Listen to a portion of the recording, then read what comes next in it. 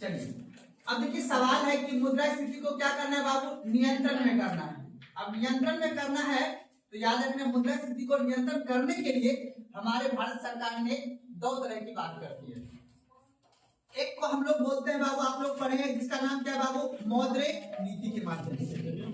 अर्थात भारत सरकार मौद्रिक नीति के माध्यम से हमारा मुद्रास्फीति को क्या करेगा, नियंत्रण करेगा। दूसरा कौन सा है बाबू, राजकोषीय, आपने बोला है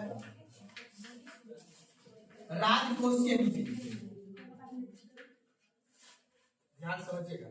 और तीसरा जो हम अभी जस्ट बोले थे वो है प्रशासनिक नीति। अब याद रखिएगा प्रशासनिक नीति क्या होता है। जैसे आपने देखा होगा अपने देश में आर्टिकल 280 के तहत वित्त आयोग का गठन का प्रावधान किया गया है। एक केंद्र सरकार में वित्त आयोग होते हैं और एक राज्य सरकार में वित्त आयोग का प्रावधान किया गया है। अभी इसी टूल के माध्यम से समझ बात को, इन तीनों टूल के माध्यम से जो है हमारे मुद्रास्फीति को क्या किया जाता है, नियंत्रण किया जाता है। और दूसरा सवाल, अगर बाजार में मार्केट में मुद्रा की तरलता को अगर नियंत्रित करना है तो भी हम इसी टूल का प्रयोग करते हैं, अर्थात इसी उपकरण का प्रयोग करेंगे।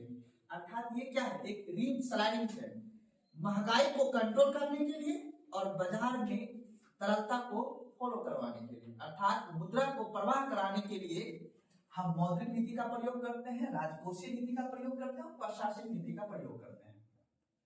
मौद्रिक नीति का प्रयोग हम किसके द्वारा करवाते हैं बाबू, आरबीआई के द्वारा।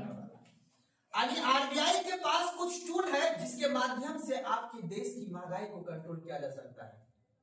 1 मिनट के लिए सैटेलाइट बाद में भेजेंगे, कोई दिक्कत नहीं है।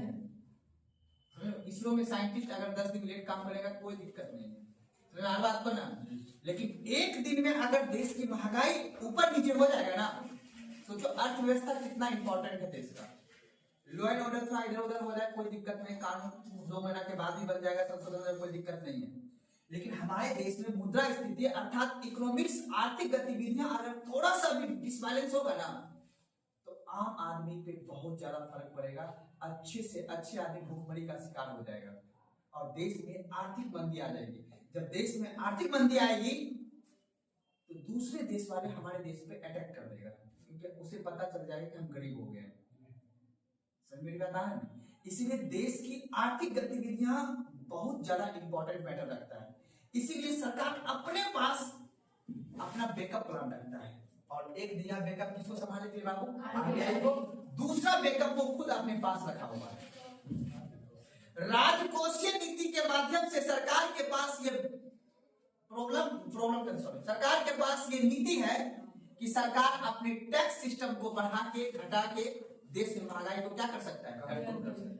और आप बार बार पढ़ते हो आर्टिकल 112, अर्थात देश में एक वार्षिक विवरण अर्थात बजट का प्रयोग किया जाता है। बजट क्या है, हमारे देश किस तरह से काम करेगा ताकि हर व्यक्ति को आर्थिक लाभ पहुंचा सके। इसीलिए हम राजकोषीय नीति के अंतर्गत बजट, टैक्सेशन सिस्टम वगैरह को हम क्या करते हैं, अध्ययन करते हैं। समझ में आता है। और एक आता है प्रशासनिक नीति। प्रशासनिक नीति के अंतर्गत हम लोग जो है वित्त आयोग का गठन करके हर राज्य को, हम केंद्र के पास जितना टैक्स जमा होता है उसको हम हर राज्य को उसके हिसाब से हम उसको क्या करते हैं, मुहैया कराते हैं। बात को किस राज्य को कितना रुपए की आवश्यकता है ये डिसाइड करता है हमारे देश का वित्त आयोग। इसका काम ही है कि हर राज्य को पैसा उपलब्ध कराना। तो इन तीनों माध्यम से हम अपने देश में मुद्रा स्थिति अर्थात महंगाई को नियंत्रित में रखते हैं, ना ज्यादा हो ना कम हो। क्योंकि मैंने पहले भी बता दिया है अगर मुद्रा स्थिति कम हो जाएगी तो भी देश में नुकसान है और मुद्रा स्थिति अगर अधिक हो जाएगी तो भी देश को क्या है, नुकसान है। तो बाबू आज हमें एक मुद्रा स्थिति के बारे में और पढ़ना है, उसका नाम है हेडलाइन मुद्रा स्थिति। टॉपिक का नाम है हेडलाइन, अर्थात हेडलाइन का मतलब होता है कि बाबू जिस किसी वस्तु में, ठीक है ना, उसके अंतर्गत सारे वस्तु आते हैं, ठीक है ना, खाद्य पदार्थ भी आते हैं, ईंधन भी आते हैं, विनिर्माण पदार्थ भी आते हैं। इन सभी वस्तु में जो उतार चढ़ाव की जो स्थितियां आती है उसे हम लोग बोलते हैं हेडलाइन मुद्रा स्थिति। फिर जाके एक और मुद्रा स्थिति का निर्माण है, उसको बोले कोर मुद्रा स्थिति। नाम सुने हो? कोर मुद्रा स्थिति। कोर का मतलब होता है कि अगर हम हेडलाइन मुद्रा स्थिति से अगर हम खाने पीने की सामान और ईंधन के सामान को अगर माइनस कर देंगे तो मेरा निकल के आ जाएगा कौन सा बाबू? कोर मुद्रा स्थिति। खाने वाला खाद्य पदार्थ और ईंधन युक्त पदार्थ, ये दोनों को अगर हम हेडलाइन मुद्रा स्थिति से माइनस कर देंगे तो क्या निकल के आ जाएगा? कोर मुद्रा स्थिति। बता दें, आराम से समझना है। कल अभी ये टॉपिक इसके बाद ही पढ़ना है, तो टॉपिक आप लोग कल वाला जो टॉपिक है उसको थोड़ा सा इरेज कर लीजिएगा, ठीक है ना? और टॉपिक का नाम लिख लीजिएगा। थोड़ा सा एक टॉपिक छूट गया है, उस टॉपिक का नाम लिखेगा हेडलाइन। हाँ, मुद्रा स्थिति का नियंत्रण से पहले ही पढ़ना है हेडलाइन मुद्रा स्थिति। टॉपिक लिख लीजिएगा हेडलाइन मुद्रा स्थिति। हेडलाइन मुद्रा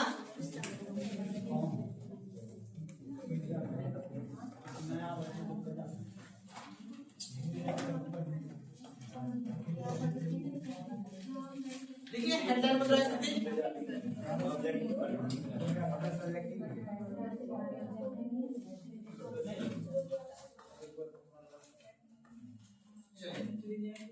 अब हमें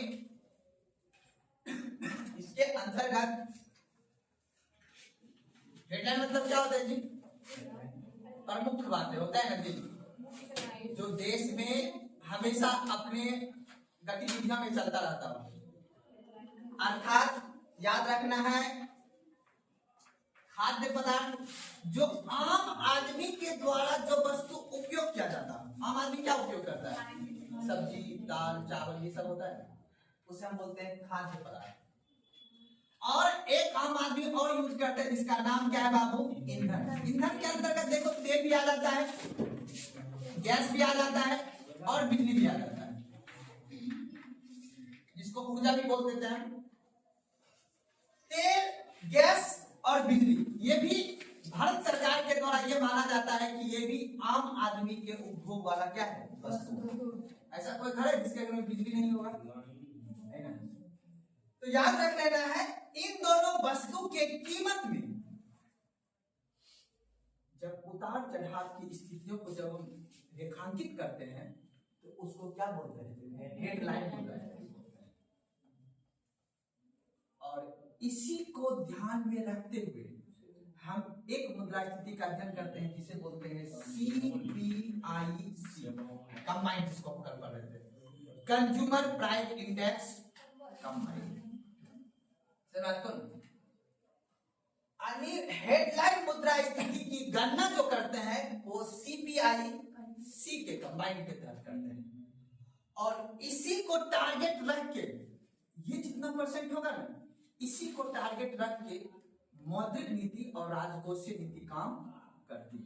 क्योंकि मैंने कल भी बताया था कि जो CPI है वो 4 प्रकार के हैं। एक इंडस्ट्रियल वर्कर के लिए, एक एग्रीकल्चर वर्कर के लिए है, एक ग्रामीण वर्कर के लिए है, और एक अर्बन और रूरल दोनों के लिए है, और शहरी और ग्रामीण दोनों के लिए। तो जब हम ये गणना करते हैं CPI का, तो उसी आधार पे हम लोग कर लेते हैं। अब याद रखें, अब हमको ये बताओ, एक टॉपिक आता है कोर इन्फ्लेशन, यानी कोर मुद्रा स्थिति। कोर का मतलब होता है एक्यूरेट मुद्रा स्थिति कितना हुआ है। अब बताओ, खाद्य पदार्थ के उत्पादन में याद रखना है, खाद्य पदार्थ के उत्पादन में आपातकाल घटना कभी कभी घट जाती है।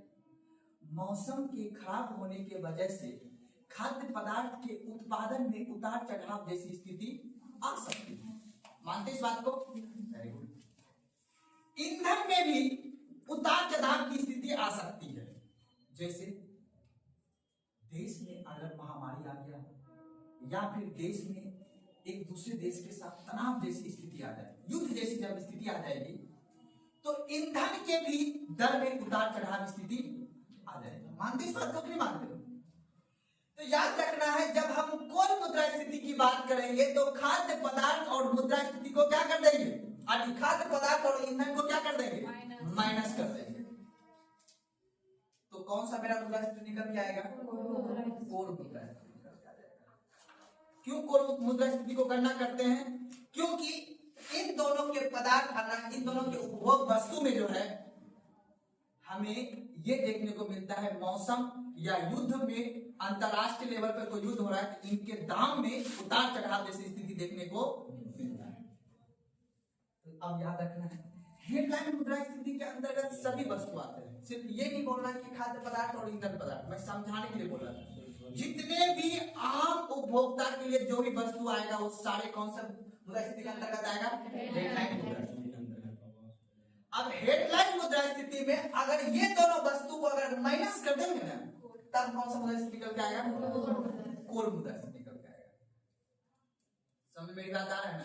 तो एग्जाम में पूछता है कि कोर मुद्रा स्थिति के अंतर्गत कौन कौन से वस्तु शामिल होते हैं। बात को ना, और याद रखना हेडलाइन के अंतर्गत कौन कौन से वस्तु शामिल होते हैं। तो लिखिए पहले टॉपिक हेडलाइन मुद्रा लिखिएगा। इसके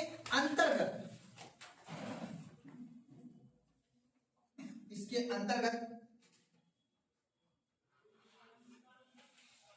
सभी वस्तु एवं सेवा शामिल होते हैं। इसके अंतर्गत सभी वस्तु एवं सेवा शामिल होते हैं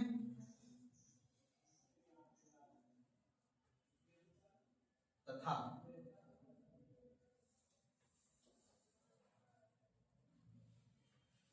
खाद्य पदार्थ एवं ईंधन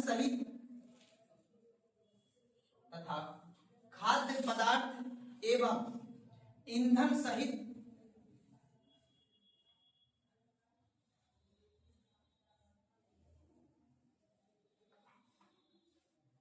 सभी वस्तु को शामिल किया जाता है।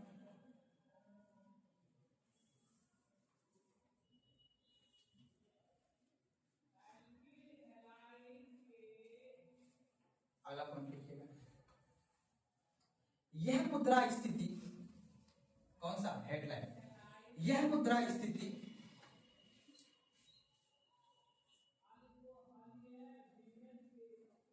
काफी अस्थिर होता है। यह मुद्रा स्थिति काफी अस्थिर होता है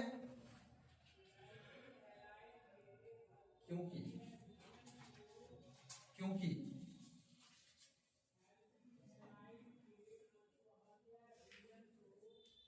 खाद्य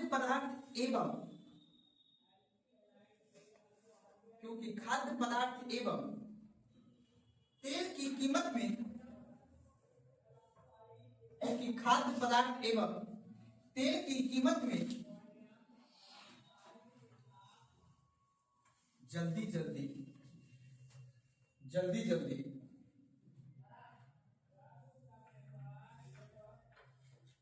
ऊपर नीचे होती है, जल्दी ऊपर नीचे होती रहती है, जल्दी ऊपर नीचे होती रहती है। इसलिए इसे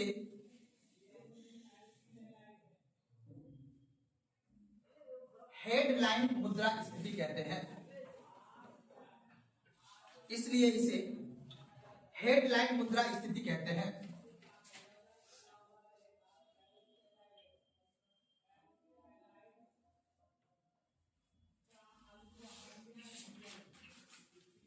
कोई दिक्कत?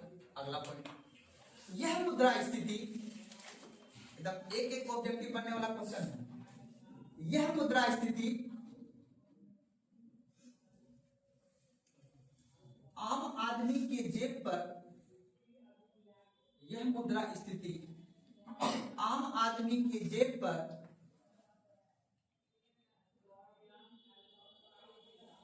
तत्कालीन असर दिखाती है। यह मुद्रा स्थिति आम आदमी के जेब पर तत्कालीन असर दिखाती है, तुरंत असर दिखा देगा। यहाँ तक लिख लें, तत्कालीन असर दिखाती है। ये मुद्रास्फीति में हमने क्या बोला, सभी वस्तु, कोई भी वस्तु जितना भी है, चाहे वो वस्तु पता है ना, प्राथमिक, द्वितीयक, तृतीयक, सभी सेवा की वस्तु और सभी नॉर्मल वस्तु, सब वस्तु शामिल किसमें होगा, इस मुद्रास्फीति में हेडलाइन शामिल होगा। अब इसमें क्या है ना, कुछ खाद्य पदार्थ है, अब वस्तु तो खाद्य पदार्थ होगा ही ना, और तेल भी होगा शामिल। इन दोनों का जो है ना मौसम, आप भी मानते हो, मौसम के अनुसार इसके दाम में उतार चढ़ाव आ जाता है। और देश में अगर मान लो किसी, अभी मान लो अभी देखो वेनेजुएला में जान ही रहे हो, सत्ता पलट हुआ, और या तो हम रूस से तेल मंगाते हैं, गैस मंगाते हैं ना। अब मान लो कि अभी अमेरिका ने हम पे टैरिफ लगा दिया, तो हमने रूस से तेल जितना सस्ता खरीद रहा था उतना अब सस्ता नहीं खरीद पा रहे, तो अब तेल का दाम में क्या हो जाएगा, उछाल मार लेगा। तो तेल के दाम में जैसे उछाल मारेगा तो जितने भी वस्तु आप ले रहे हो, क्या उसका परिवहन चार्ज बढ़ जाएगा, नहीं बढ़ जाएगा, तो आपके फर्क पड़ेगा पड़ेगा। तो इसीलिए इस मुद्रा स्थिति में क्या होता है ना, आम आदमी के जेब पर तुरंत फर्क पड़ता है, तत्काल असर दिखा देगा, तुरंत असर दिखा देगा। आपके पेट्रोल का दाम जैसे बढ़ा, हर चीज का दाम बढ़ जाएगा। आपको यहाँ से मंसी जाने का दाम भी बढ़ जाएगा, या मंसी से जो वस्तु आएगा वो वस्तु का अगर आप उपभोग कीजिएगा उसका भी दाम बढ़ जाएगा, नहीं बढ़ेगा। तो अर्थात हेडलाइन मुद्रा स्थिति के अंतर्गत सब वस्तु शामिल है, खाद्य पदार्थ, ईंधन, नॉर्मल वस्तु सब शामिल है। बस इसमें याद रखना है, इसी मुद्रा स्थिति के आधार पर आम आदमी के असर दिखा देता है। क्यों? क्योंकि इस मुद्रा स्थिति में खाद्य पदार्थ और ईंधन क्या है, शामिल है। जब हम कोर मुद्रा स्थिति पढ़ेंगे ना, तो इसमें ये दोनों पदार्थ, ये दोनों जो वस्तु है वो शामिल नहीं है। तो इस मुद्रा स्थिति में अगर कोई प्रॉब्लम आएगा ना, तो अपने पे जल्दी फर्क पड़ने वाला। जैसे ये पंखा का दाम एक बार खरीदता है आदमी, 4 साल के बाद फिर खरीदेगा, 2 साल के बाद खरीदेगा। मिल गया मोबाइल का दाम में आदान प्रदान होने में ज्यादा मान लो बढ़ भी गया दाम तो कोई दिक्कत नहीं है ना। लेकिन साग सब्जी, मोबाइल रिचार्ज का दाम अगर हर महीने, क्योंकि ये हर मंथ और डेली बेसिस वाला काम है, पेट्रोल हर मंथ गाड़ी में डालता है, और पेट्रोल यानी जो पेट्रोल से हम सेवा को अर्जित करते हैं, है कि नहीं। पेट्रोल का दाम बढ़ेगा, आपका कोचिंग का फीस का दाम बढ़ जाएगा, है कि नहीं बात। सब्जी का दाम बढ़ेगा, आपके कोचिंग का फीस का दाम बढ़ जाएगा, क्योंकि उसी से ऊर्जा हमको मिला है, तभी तो हम बोल रहे हैं ना। तो अर्थात खाद्य पदार्थ और ईंधन का दाम जैसे बढ़ेगा ना बाबू, वैसे आपके जेब पे तुरंत असर दिख जाएगा। इसीलिए हेडलाइन मुद्रा स्थिति को हम क्या बोलते हैं, आम आदमी के जेब पर तत्काल असर दिखाता है। कौन सा मुद्रा स्थिति? लेकिन कोर मुद्रा स्थिति आम आदमी के जेब पर असर नहीं दिखाता है, क्योंकि इसके अंतर्गत ये दोनों वस्तु को शामिल नहीं करते। क्यों नहीं करते हैं? क्योंकि ये दोनों अस्थिर, इसका दाम कब बढ़ जाएगा कब घट जाएगा कोई गारंटी नहीं। ये मौसम के हिसाब से इसका दाम बढ़ता घटता रहता है, और इसका भी देश में आपातकाल की स्थिति आ जाए, दो देश में युद्ध की स्थिति आ जाए, तनाव की स्थिति आ जाएगा, तो इस स्थिति में क्या आ जाएगा, इसका दाम में भी उतार चढ़ाव आ जाएगा, है ना। तो अब देखो खाद्य पदार्थ में मान लो एग्जाम्पल के तौर पे, जब गोभी ज्यादा उत्पादन होता है गोभी का दाम कम होता है। अभी भिंडी 82 रुपए है मार्केट में, पता है 80 रुपया 100 रुपए किलो मिलता है भिंडी, है ना। मानते इस बात को नहीं मानते। अब जो आदमी सरकारी नौकरी वाला है वही अफोर्ड कर सकता है। आ रहा हूँ लेके क्या लेना, भिंडी लेकर आ रहा हूँ। एक आध को दोस्त लोग है वो बीपीएससी टीचर नहीं होते, तो उसको तो कोई दिक्कत नहीं है, उसको तो साल में 8 चैप्टर पढ़ाना ही है। 50,000 का महीना है, 6 लाख रुपया साल का ही जाएगा उसको, 52 में पार है। टीचर का नौकरी में यही फायदा है, छोड़ो उस बात को। तो आगे बढ़ते हैं। तो हेडलाइन मुद्रा स्थिति में याद रखना, हेडलाइन मुद्रा स्थिति में आम आदमी के जीवन पे तुरंत फर्क पड़ जाएगा। क्यों पड़ जाएगा? क्योंकि ये दोनों पदार्थ इसमें, ये दोनों वस्तु इसमें शामिल है, इसमें नहीं है। समझाए बात को ना। आपके जीवन में कौन से वस्तु से फर्क पड़ेगा? तो हेडलाइन मुद्रा स्थिति से। कौन सा बाबू? इसलिए मैंने लिखाया आपको कि हेडलाइन मुद्रा स्थिति आम आदमी के जेब पर तत्काल असर दिखाती है, अर्थात तुरंत असर।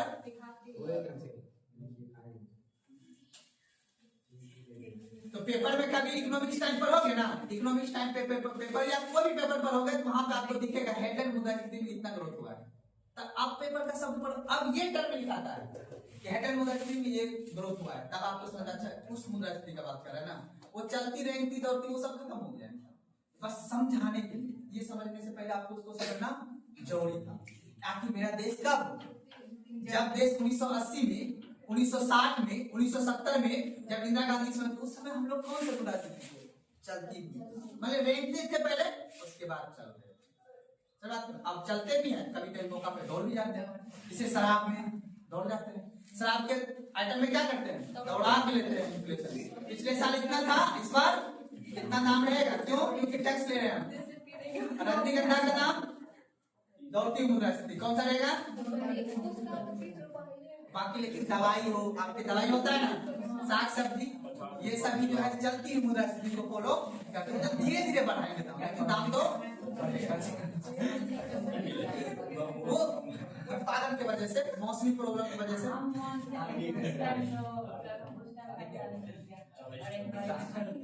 वो होता ही है। एक विशेष क्षेत्र के बारे में बात कर सकते हैं, थोड़ा ऑल ओवर देश के बारे में बात करते हैं। चलिए आगे बढ़ते हैं, लिखिए संग्राहक हैंडल मुद्रास्फीति, लिखिए क्या लिखते थी, ये आम आदमी के जेब पर तत्काल असर तथा, हाँ इसी में तथा, एकदम मोस्ट इंपॉर्टेंट बात है, तथा आरबीआई अपनी मौद्रिक नीति, तथा आरबीआई अपनी मौद्रिक नीति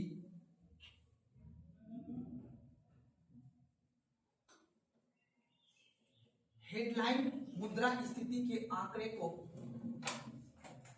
तथा आरबीआई अपनी मौद्रिक नीति हेडलाइन मुद्रा स्थिति के आंकड़े को, हेडलाइन मुद्रा स्थिति के आंकड़े को, हेडलाइन मुद्रा स्थिति के आंकड़े को लक्ष्य बनाकर टारगेट जिसको बोलते हैं, लक्ष्य बनाकर मौद्रिक नीति बनाती है।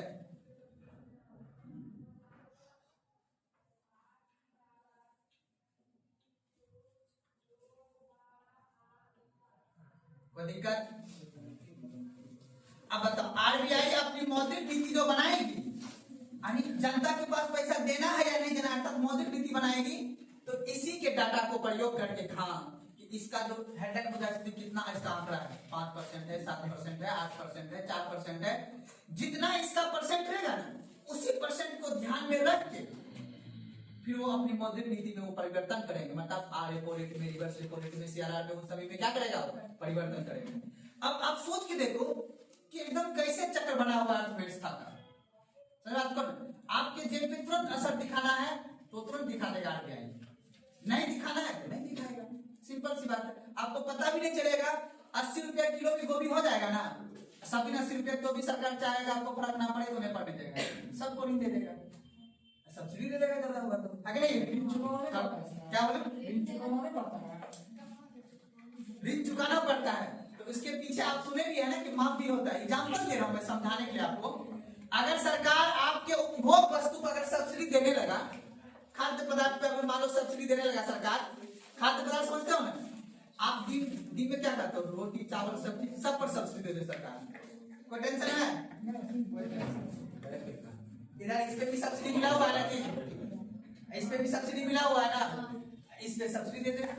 और खाद्य पदार्थ उसके बाद देखो कोई दिक्कत ही नहीं है, 80 रुपया हो उससे कोई फर्क पड़ने वाला नहीं। लेकिन सरकार ऐसा नहीं करेगी, देश को भी तो बढ़ाना है ना आगे। तब लिखे कोर मुद्रा स्थिति, कोर मुद्रा स्थिति,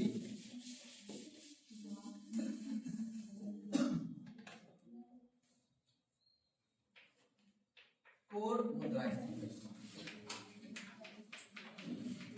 लिखिएगा। कोर महंगाई, आसान भाषा में कोर महंगाई, लेकिन देखो टर्म ये यूज करेगा कि आपके स्टेटमेंट में, ठीक है ना। चलिए लिखिएगा, जब हम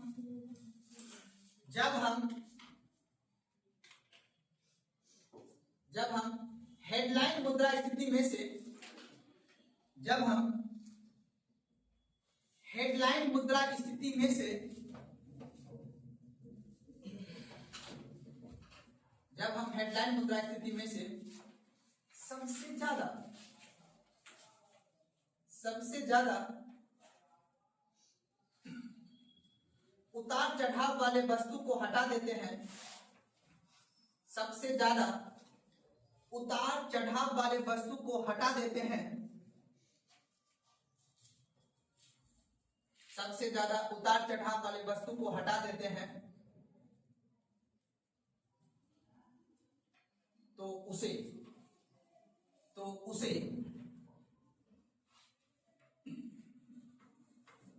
कोर मुद्रा स्थिति कहते हैं।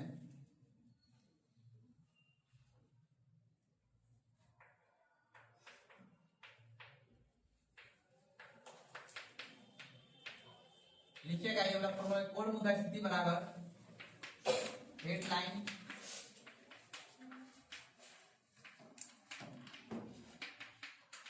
मुद्रा स्थिति माइनस खाद्य पदार्थ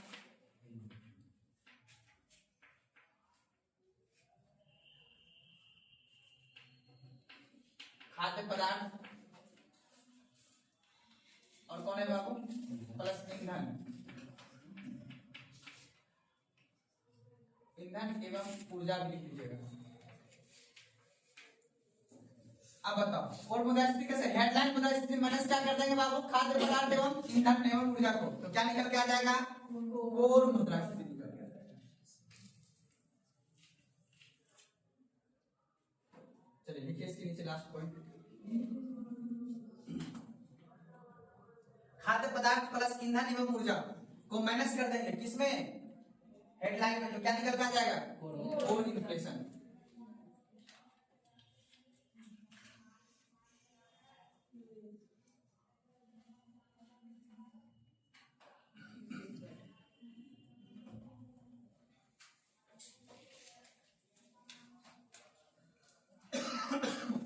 यही एग्जाम में पूछेगा या तो हेडलाइन पूछेगा वो, हाँ लेकिन ये है कि चलती दौड़ती वाला जो है ये बिहार पुलिस वगैरह में क्वेश्चन में आराम से, लेकिन आप जो बीपीएससी वगैरह के एग्जाम में यही क्वेश्चन पूछता है, हेडलाइन मुद्रा स्थिति क्या होता है, कोर इन्फ्लेशन क्या होता है, या किस वस्तु को कोर इन्फ्लेशन में शामिल नहीं करते हैं या करते हैं, ठीक है ना।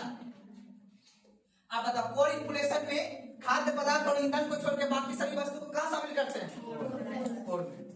तो इसीलिए टारगेट किसका लिया जाता है, हेडलाइन, क्योंकि आम आदमी से जुड़ा हुआ ये मुद्रा स्थिति, अर्थात आम आदमी से जुड़ा हुआ ये महंगाई। कोई दिक्कत है, बच्चा वाला सवाल। कोर मुद्रा स्थिति में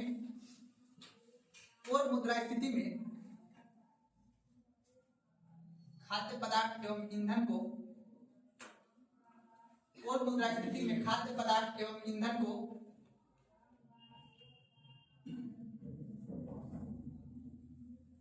शामिल नहीं किया जाता है।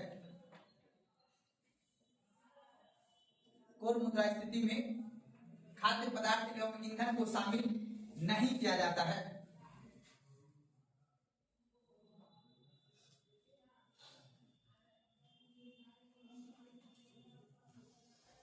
अब बताओ कोई दिक्कत, कारण तो बताइए क्यों नहीं किया जाता है, क्योंकि इसके मूल्य में अस्थिरता ज्यादा होता है। अस्थिरता समझते हो ना, स्थिर इसका मूल्य नहीं रहता, लेकिन पंखा का मूल्य स्थिर है।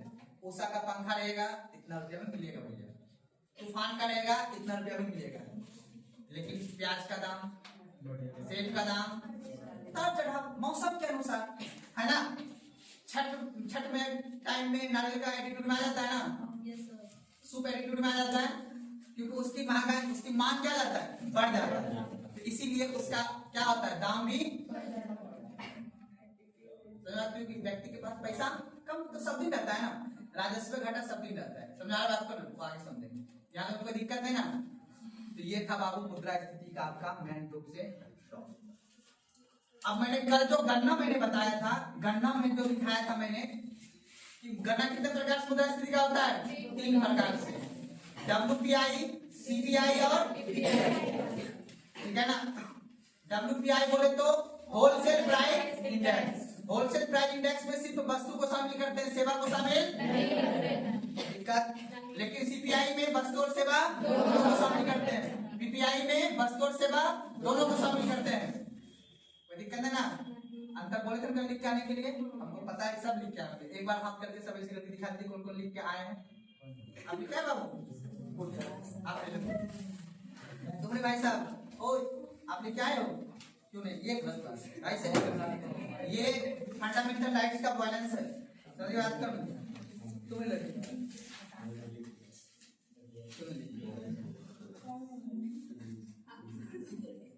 आप जी कोई नहीं लिख के लाए तब हम पूछ लेंगे नहीं लिख के लाए तो पूछ लेते हैं। तुम ही बता तुम ही से स्टार्ट करेंगे तुम ही ऐसे से क्या कर रही है तुम पढ़ती नहीं है। जूली जी सीपीआई कल आए थे ना जवाब देना पड़ेगा। सीपीआई और डब्ल्यूपीआई में अंतर बताइए पहले फिर उसके बाद डब्ल्यूपीआई और सीपीआई में अंतर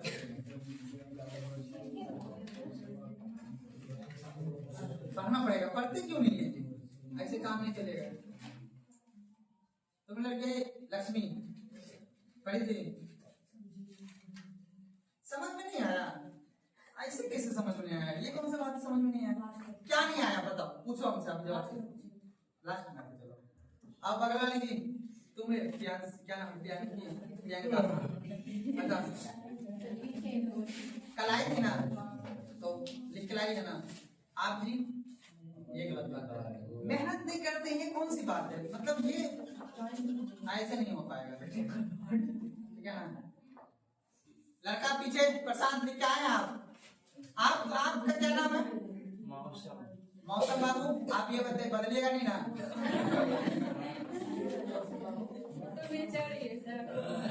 चलिए वो तो प्राकृतिक कदर है। खैर अब आइए टॉपिक पे।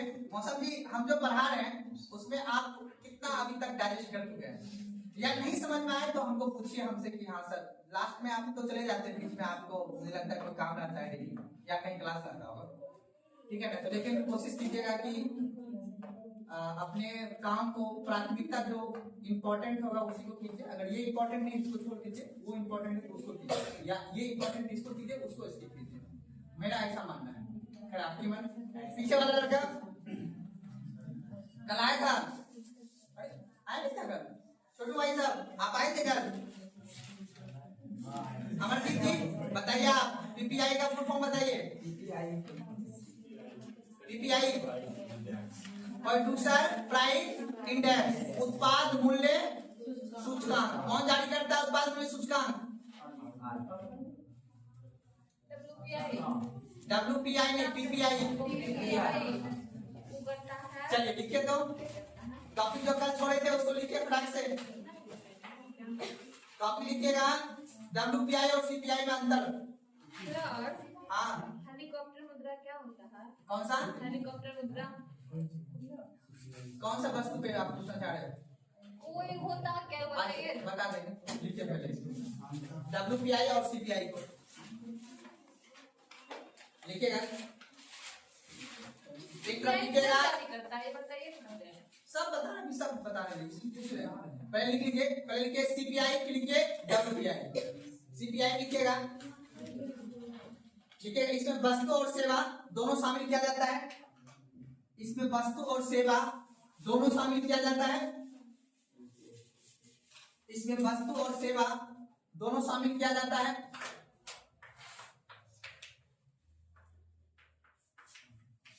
डब्ल्यूपीआई लिखिएगा इसमें केवल वस्तु को शामिल किया जाता है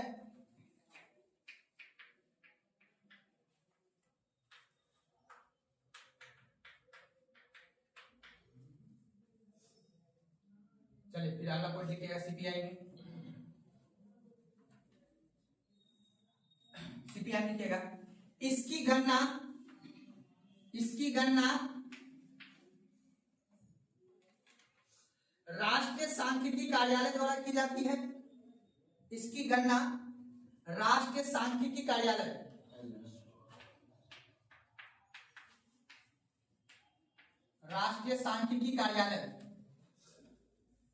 ब्रैकेट में एनएसओ द्वारा किया जाता है। सीपीआई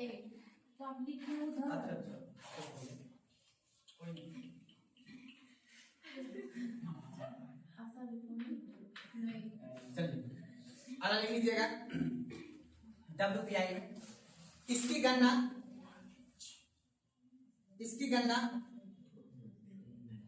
आर्थिक सलाहकार कार्यालय द्वारा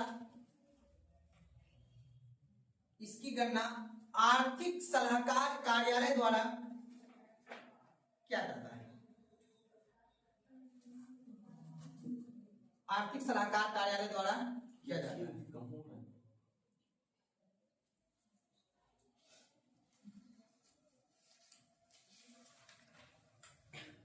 अलग पॉइंट लिखिएगा, CPI लिखिएगा। CPI में इसमें वस्तु और सेवा के भ्रांश का निर्धारण, वस्तु और सेवा का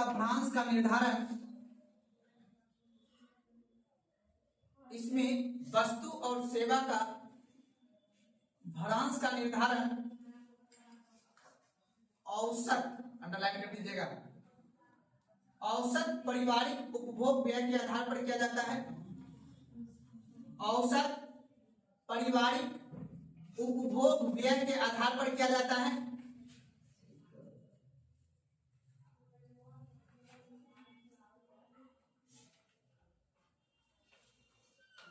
ये एग्जाम में पूछा गया सवाल है, औसत पारिवारिक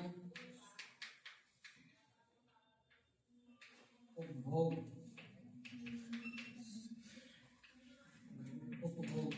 के भ्रांश। अच्छा, ये वर्ड समझ में आया क्या लिखा है? देखिए याद रखिए, CPI का गणना जो करते हैं ना, वो किस वस्तु यानी 4-10, मान लो कि 100 परिवार हमने निकाला, 100 परिवार का जो उपभोग का वस्तु होगा ना, उसको हम एक औसत निकाल लेंगे और उसी के हिसाब से हम गणना कर लेंगे किसका? CPI। अर्थात 100 परिवार के द्वारा जो उपभोग वाला वस्तु है ना, उपभोग जो परिवार उपभोग करता है, उसमें किसकी गणना करेंगे? CPI का। अर्थात औसत परिवार द्वारा उपभोग भ्रांश के द्वारा ही हम गणना करते हैं किसका? CPI का। लेकिन WPI में उत्पादन का मूल्य, समझ तो, उत्पादन मूल्य का निर्धारण करते हैं। याद है ना, जो किसान ने अपना टमाटर को उत्पादन करके लाया किसके पास? थोक विक्रेता के पास, समझ तो। लेकिन उपभोग कौन करेगा? परिवार वाला जी। रिटेलर के पास अर्थात दुकानदार के पास से जब वस्तु बिकेगा तब क्या होगा? वस्तु उपभोग। लेकिन उससे पहले वस्तु का गणना किस पे होगा? WPI। यानी थोक विक्रेता के पास जब माल आ गया तो किस आधार पर गणना होगा? तो वस्तु के उत्पादन के आधार पे उसकी क्या होगी? गणना होगी। लेकिन यहाँ पे क्या होगा? वस्तु और सेवा के उपभोग के आधार पर। यहाँ उपभोग, यहाँ उत्पादन। कोई दिक्कत है ना? WPI लिखिएगा। देखिए, इसमें वस्तु के भ्रांश का निर्धारण, भ्रांश मतलब मूल्य, इसमें वस्तु के भ्रांश का निर्धारण,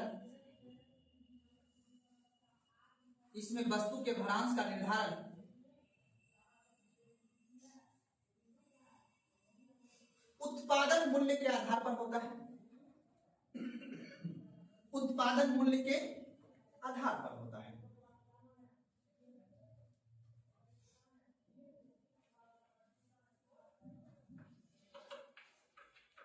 अब बताओ, थोक विक्रेता के पास किसी वस्तु का दाम कितना होगा, वो किस पे डिसाइड करेगा? उत्पादन के आधार पर। यानी उस वस्तु के उत्पादन करने में कितना कॉस्ट लगा है। और उत्पादन वाला जो वस्तु होगा उसमें अगर टैक्स परिवहन को जोड़ के जब वस्तु उपभोग के लिए बन जाएगा, जोड़ी नहीं कि जो वस्तु उत्पादन हुआ वो उपभोग भी हो जाए, हो सकता है मध्य वस्तु होगा। किसान ने खेत से लाया टमाटर को, डायरेक्ट हम खा लेते हैं टमाटर, से लोग खा लेते हैं। धान खा लेते हैं डायरेक्ट। तो सबसे पहले क्या करते हैं? चावल बनाते हैं। तो धान कौन सा वस्तु हो गया? मध्यवर्ती वस्तु। उपभोग वाली वस्तु कौन सी होगी? चावल। सुना रहे बात को? इसीलिए आपको ये दिमाग में बैठा रखना है कि जब तक वस्तु उपभोग के लिए तैयार नहीं हो तब तक उस पर CPI मूल्य नहीं लगेगा, अर्थात मार्केट प्राइस उस पे नहीं लगेगा। लेकिन जब तक वस्तु उत्पादन के आधार पर हो तब कौन सा चार्ज लगेगा? उस पे WPI के आधार पर गणना किया जाएगा। क्या रहता है? बिल्कुल हमने पहले भी बता दिया, कुछ मध्य डिपेंड करता है, कुछ अमांत चीनी चीनी अर्थव्यवस्था कहता है कि मध्यवर्ती वस्तु है। कौन सा है? लेकिन अगर आपने उपभोग किया तो अपने घर के लिए दिए तो आपके अंतिम वस्तु के चीज। लेकिन एक रेस्टोरेंट वाला खरीदा, एक दुकानदार खरीदा तो उसके लिए कौन सी वस्तु है? उसी तरह दूध, अगर आपने दूध खरीदा तो आपके लिए उपभोग अंतिम वस्तु हुआ। लेकिन एक मिठाई वाला खरीदा तो उसके लिए कौन सी वस्तु? इसलिए तो मध्यवर्ती वस्तु को गणना राष्ट्र में सिर्फ किसी गणना किया जाता है। वही बात यहाँ भी हो रहा था। अब देखो WPI और CPI के गणना में प्रॉब्लम है, इसलिए सरकार बोला नहीं। अब हमें ये जानना है कि कंपनी में जो वस्तु का उत्पादन हो रहा है या किसी भी जगह वस्तु का उत्पादन, उसके लागत में कॉस्ट कितना बढ़ा है हमको ये बताओ। इसीलिए तो अब गणना होगा PPI का, यानी प्रोडक्ट प्राइस इंडेक्स। यानी किसी कंपनी में जो जूता का उत्पादन जो मैंने कल बताया था, वो उत्पादन करने में लागत कॉस्ट बढ़ा है, क्योंकि लागत कॉस्ट बढ़ा हुआ इसका मतलब है कि मजदूर का आय भी बढ़ा होगा। यानी कंपनी में काम करने वाला जो मजदूर होगा उसका भी आय क्या होगा? बढ़ा होगा, तभी जूता का लागत बढ़ा। तो कंपनी का आय इसका मतलब बढ़ गया, मतलब मजदूर का आय बढ़ गया, तो इसका मतलब है प्रोडक्ट का भी दाम क्या होगा? बढ़ा। क्योंकि अंतिम रूप से प्रोडक्ट खरीदेगा कौन? वही मजदूर। इसीलिए हम दोनों को तोड़, इसलिए सरकार अमेरिका, ब्रिटेन, कनाडा, ऑस्ट्रेलिया ये सब बहुत दिन से अपना यहाँ जो गणना करता है ना महंगाई का, इन्फ्लेशन का, वो PPI आधार पर करता है। इसलिए मैंने अभी लिखाया भी होगा कि अधिकतर देश, अधिकतर विकासशील देश, यानी जो पूरा का पूरा जो विकसित हो चुका है ना, जो पूरा वो बहुत दिन पहले से क्या हुआ, बहुत दिन पहले से जो है वो किस आधार पे गणना करता है? PPI के आधार पे। लेकिन अब मेरा हाल ही में वर्तमान में मेरा देश जो है अब ये डिसाइड किया है कि अब हम अपने यहाँ जो महंगाई का गणना करेंगे किस आधार पे करेंगे? PPI पे। किस पे? अब आता है कौन? हम पहले भी PPI पे ही करता था, अभी नहीं, हम बोले विकसित देश जो है ना पहले से, वो अपने यहाँ गणना किस आधार पे करता था? PPI का आधार पे। उसी का देख के तो हमने अपने देश में ये फॉलो किया कि हम भी आप किस आधार पे करेंगे। बात को ध्यान सुनना, अमेरिका, रूस, ये सब जो देश है, चीन, सब ये अपने यहाँ जो गणना करता है महंगाई किस आधार पे? PPI का आधार पे। अब बोलो ऐसा क्यों करना चाहिए? क्या ऐसे फायदा होगा कि PPI पे गणना करेंगे तो ज्यादा फायदा होगा या WPI पे करेंगे तो कम फायदा होगा? सोच के बता सकते हो कोई? किस आधार पे महंगाई गणना किया जाना चाहिए? PPI के आधार पे या WPI के आधार पे या CPI के आधार पे? PPI के आधार पे। सरकार का ये मानना है कि नहीं, हम जो महंगाई गणना करेंगे वो किससे आप करेंगे? CPI। क्योंकि उससे एक्चुअल पता चलेगा कि महंगाई किस वस्तु का कितना हुआ है, क्योंकि लागत बढ़ेगा तभी उसका महंगाई, और लागत अगर बढ़ा होगा ऑटोमेटिक है कि जो वस्तु का उपभोग करेगा उसका भी आय क्या होगा? बढ़ा होगा। समझ मेरी बात में? PPI CPI में अंतर क्या है? अब वही तो पता है नहीं, अंतर अभी तक समझ में आया, पहले समझ ही लो। अच्छा, WPI और CPI में अंतर समझ गए ना? अब देखो कहानी सुनो, वही अभी किसका सीजन चल रहा है? इसका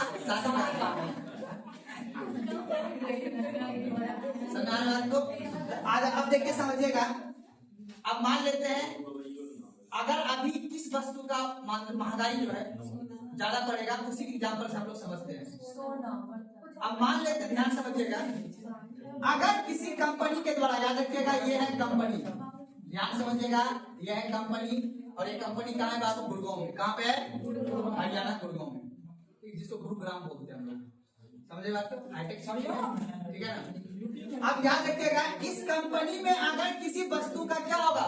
उत्पादन, मैन्युफैक्चरिंग होगा, है ना? तो मान लेते हैं ये कंपनी क्या बनाता था बाबू? ये कंपनी क्या बनाता था बाबू? जूता। क्या बनाता है? क्योंकि शादी का टाइम है, जूता पे तो सब कम होता है जी। तो एग्जाम्पल के तौर पे लहंगा वाला भी एग्जाम्पल ज्यादा पड़ जाएगा, क्योंकि उसको कपास कॉटन वॉटन पे जाना पड़ जाएगा। इसलिए एग्जाम्पल पे क्या लो? जूता या मोबाइल लो, बहुत ही सामान है। याद रखिएगा, ध्यान समझिएगा, इस जूता के उत्पादन करने में याद रखिएगा, अब कंपनी का कुछ ना कुछ तो लागत लगा होगा बाबू। अब जब कंपनी का कुछ ना कुछ लागत लगा होगा, तो अब इसी लागत को, यानी पिछले वर्ष के तुलना में अगर इसका मूल्य बढ़ा होगा, तो हम बोल देंगे कि बाबू इसका क्या बढ़ गया? PPI। अर्थात कंपनी के अंदर जिस वस्तु का उत्पादन हो रहा है उसकी लागत में अगर कॉस्ट बढ़ा है तो हम किसका गणना कर रहे हैं बाबू? पीपीआई यानी प्रोड्यूस, यानी उत्पादन को क्या बोलते हैं? प्रोड्यूस, यानी प्रोड्यूस प्राइस इंडेक्स। ये कहाँ पे गणना होगा? कंपनी में। तब यहां से जूता कहाँ जाएगा? थोक विक्रेता के पास। कहाँ पे जाएगा बाबू? थोक विक्रेता के पास जाएगा। अब याद रखना ना, ठीक है, थोक विक्रेता के पास जाएगा तब यहाँ पे किसी गणना होगा मान लो WPI। अब यहाँ से जाएगा दुकानदार के पास, और दुकानदार से किसके पास जाएगा? उपभोक्ता के पास, और इस उपभोक्ता के पास जाएगा तब जाकर हम किसी गणना करेंगे? अब अंतर समझ में आया? यानी कंपनी के अंतर्गत कोई भी वस्तु या सेवा का उत्पादन हो रहा है, अगर वहां पे अगर हम गणना कर रहे हैं तो किस पे गणना करेंगे? पीपीआई। अगर वही वस्तु या सेवा जब थोक विक्रेता के पास आएगा तो किस पे गणना करेंगे? वहाँ पे सेवा का गणना नहीं करेंगे तब।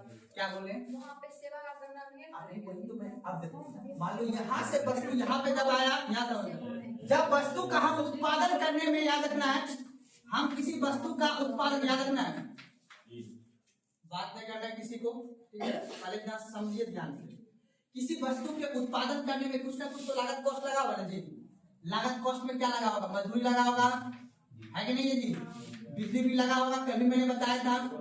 अब ये सभी जो लगा होगा लागत मूल्य, किसी वस्तु का उत्पादन का क्या हो गया? लागत कॉस्ट हुआ, ठीक है ना। अब इसी को हम बोलते हैं प्रोडक्ट को उत्पाद करने में कितना मूल्य लगा है।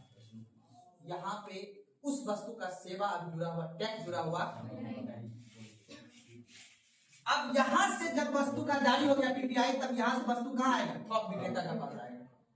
अब ये थोक विक्रेता के पास ऑब्वियसली बात है कि टैक्स जुड़ा होगा, है ना, तभी थोक विक्रेता के पास आया ना। तो यही पहले यहाँ पे गणना नहीं करते थे, पहले गणना कहाँ करते थे? यहाँ से गणना करते थे। तभी तो सरकार ने बोला नहीं, पहला गणना हम यहाँ से करेंगे कि कंपनी के अंदर जो वस्तु उत्पाद हुआ उसका मूल्य कितना है, ये बताओ, लागत कॉस्ट कितना लगा है वो पहले बताओ। उसके बाद यहाँ लाने में टैक्स जुड़ा होगा, परिवहन चार्ज, फिर यहाँ से भी यहाँ आने में सीपीआई पे। तो यही दोहरा का समस्या आ रहा था ना देश में कि एक ही वस्तु पर कई बार टैक्स जुट जाता था, जिस वजह से पता ही नहीं चल पा रहा था किस वस्तु का एक्चुअल में दाम कितना रखना है। तब जाके सरकार ने डिसाइड किया कि नहीं, अब हमें किसका गणना करना है? पीपीआई का। तो डब्ल्यूपीआई में दोहरा, यानी डब्ल्यूपीआई और सीपीआई पहले दो ही गणना होता था, पहले से समझो, पहले दो गणना होता था। इस दोनों में दोहरान की समस्या आ जाता था। एक ही वस्तु पे दो बार सर्विस टैक्स जुड़ जाता था, दो बार परिवहन चार्ज जुड़ जाता था। सरकार ये समझ ही नहीं पाता था कि वस्तु का दाम कितना रखना चाहिए। परिवहन 2 बार तो लगा ही ना, उसमें तो टैक्स लगेगा। 2 बार परिवहन लगा, मान लेते एग्जाम्पल के लिए, जूता कंपनी में बना लागत मूल्य कितना से? 500 रुपया बन के। अब जूता यहाँ से तैयार होकर कहाँ आएगा? थोक विक्रेता के पास आएगा, तो ये रख दिया कितना प्राइस? 600 रुपया रख दिया ना, क्योंकि 600 रुपया क्यों रखा? यहाँ से आने में कुछ ना कुछ इसको लागत लगा होगा। फिर यहाँ से जाने में दुकान कितना? 800 रुपया लगा होगा, जूता का दाम रख दिया होगा। क्यों? क्योंकि थोक विक्रेता के पास माल ज्यादा है, इसलिए इसके पास दाम कम था। और थोक विक्रेता से रिटेलर के पास जाएगा तो रिटेलर की संख्या बहुत ज्यादा होता है, ये अपने पास माल कम रखता है और इसके पास रेंट ज्यादा है, इसको प्रॉफिट कमाना है कि नहीं है? तो अब ये क्या करेगा? अब यहाँ से लेके 200 रुपया प्रॉफिट कमाएगा। जब यहाँ एक बार परिवहन चार्ज हो 10 रुपया हो गया, तो अब ये जो यहाँ से लाया ये भी तो अपना सर्विस चार्ज जोड़ लिया ना। यही चीज को सरकार हटाना चाह रही है। एक्चुअल दाम पता नहीं चल पा रहा कि कितना लग रहा है, इसलिए सरकार बोल रही है पहले हमें यहाँ बताओ कि यहाँ पे कितना कॉस्ट लगा है, उसके बाद फिर हम जोड़ लेंगे, क्योंकि अब तो एक ही जीएसटी है, उस हिसाब से वो अपना काम कर। अब समझ में आया ना? उपभोक्ता का मूल्य पे निकालेंगे हम सीपीआई, थोक विक्रेता पे डब्ल्यूपीआई, कंपनी के अंदर जो वस्तु का उत्पादन हो क्या बोलेंगे? Producer price. कोई दिक्कत नहीं ना? चलिए अगला टॉपिक पीपीआई पर आ दिए थे ना?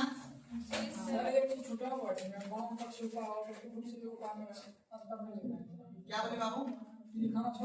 वो अभी आएगा। पीपीआई खुद करना है, पीपीआई डब्ल्यूपीआई और पीपीआई में अंतर। टॉपिक लिखिए, डब्ल्यूपीआई और पीपीआई में अंतर।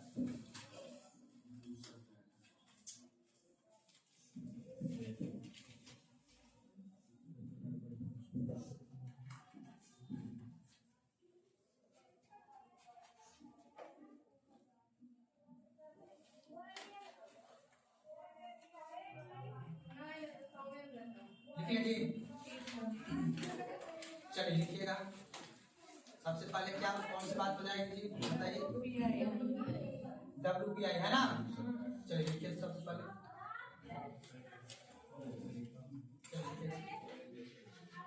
यह थोक विक्रेता के स्तर पर थोक विक्रेता के स्तर पर कीमत का निर्धारण किया जाता है।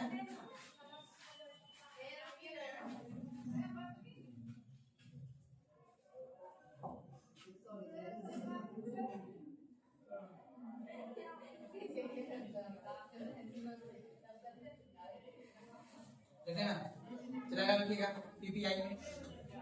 यह समान बनने वाले के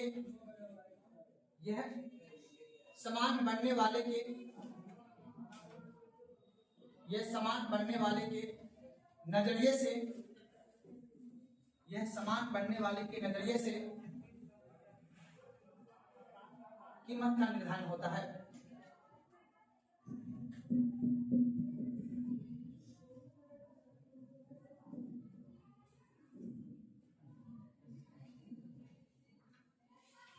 तो दिक्कत है ना, चलेगा लिखिएगा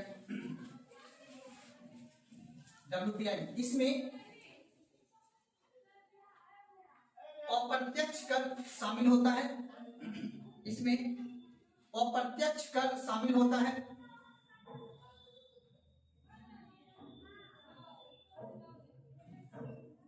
लिखिएगा अप्रत्यक्ष कर शामिल होता है। PPI में लिखिएगा इसमें अप्रत्यक्ष कर शामिल नहीं होता है।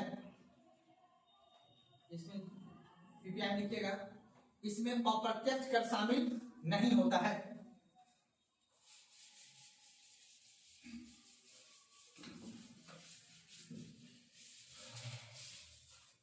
ठीक है जी। चलिए उसके बाद अगला पॉइंट लिखिएगा इसमें केवल WPI लिखिएगा इसमें केवल वस्तु की गणना की जाती है।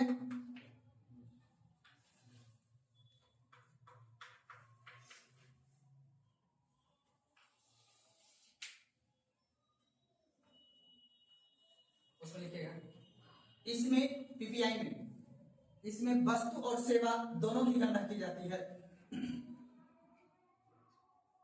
PPI में लिखिएगा इसमें वस्तु और सेवा दोनों को गणना की जाती है।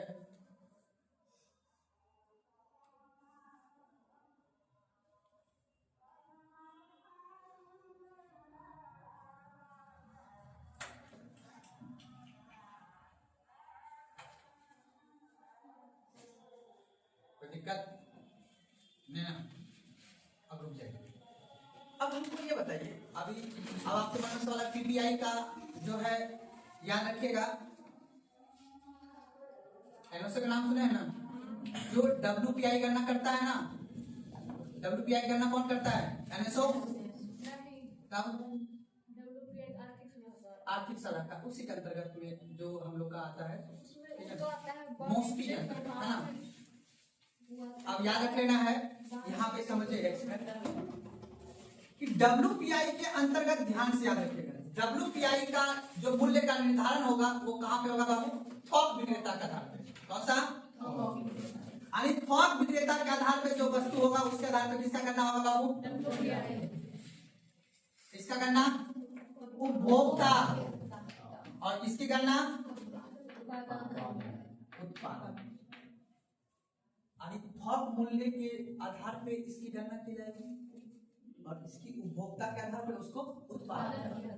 अब दूसरा पॉइंट पे बताइए हमको। अब बताइए इसमें सिर्फ किसी गणना की जाती है बाबू? इसमें वस्तु प्लस सेवा और इसमें भी वस्तु प्लस सेवा। अंतर समझ में आ रहा है ना? यही एग्जाम में पूछेगा। अब याद रखिए अब इसमें टैक्स जुड़ा रहता है नहीं रहता? इसमें टैक्स आता जुड़ा हुआ यानी अप्रत्यक्ष कर बोल सकते हैं। कोई भी परिवहन चार्ज या अप्रत्यक्ष कर इसमें भी अप्रत्यक्ष कर परिवहन कर और इसमें नहीं रहता। तो इसमें भी टैक्स जुड़ा रहता है और इसमें टैक्स जुड़ा हुआ। नहीं रहता। अब एक सवाल और एग्जाम में ये भी पूछा गया, दोहराव की समस्या किस गणना में रहता है? WPI। याद रखिएगा, दोहराव की समस्या रहती है, इसमें भी दोहराव की समस्या रहती है और इसमें मूल्यवर्धन रहता है। इसमें क्या रहता है? मूल्यवर्धन। इसमें दोहराव की समस्या नहीं रहता। बस इतना ही याद, कोई दिक्कत है ना? समझ आ गया बात को ना? चलिए अब बताओ इसका बेस रेट कितना है? बेस ईयर WPI का 2011 बढ़ा है ना? CPI का बेस ईयर 16 है कि 19 है? अब 19 हो गया है ना? अब PPI का बेस ईयर नहीं लिखा है ना? इसको गूगल करिए। PPI जारी कौन करता है और उसका बेस ईयर दोनों देख लीजिए, जल्दी गूगल करिए एक आदमी।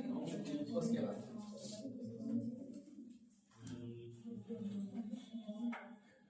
अब नोट लगाइएगा, PPI देखिए नोट लगाइएगा, टॉपिक लिखिएगा PPI देखिए नोट। बैंक और गैर बैंक वित्त क्या बोले बाबू? के द्वारा। क्या बोले? बैंक और गैर बैंकिंग वित्तीय कंपनी के द्वारा। क्या PPI को हाँ। बेस ईयर लिखिए नोट ना? नहीं ये नहीं लिखना है। नोट लिखिए PPI देखिए। चलिए लिखिए तो गूगल पे नहीं दिया आप जी, AI से पूछिए, ChatGPT से पूछिए।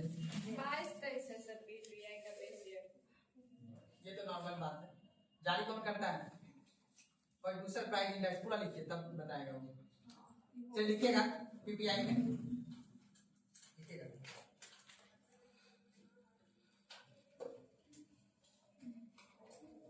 भारत देश PPI का गणना, भारत देश PPI का गणना वही यार की थोड़ा कम लिखिएगा। लिखिएगा भारत देश PPI का गणना इसलिए करना चाहती है क्योंकि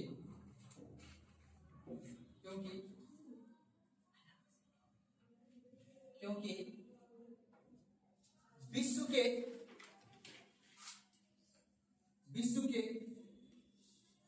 विकसित देश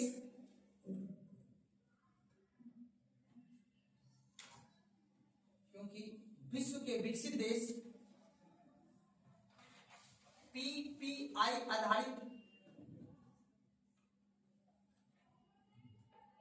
विश्व के विकसित देश PPI आधारित अर्थव्यवस्था उपयोग करती है।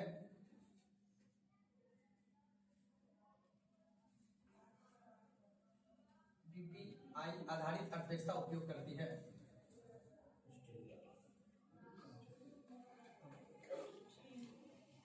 ताकि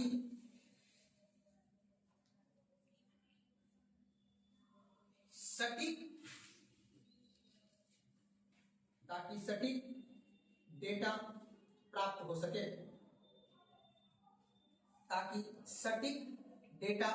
सके, कि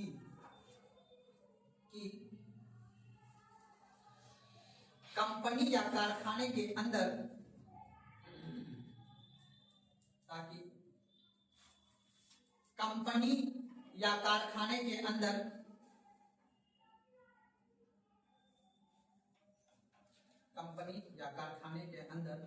उत्पादन लागत कितनी बढ़ी है।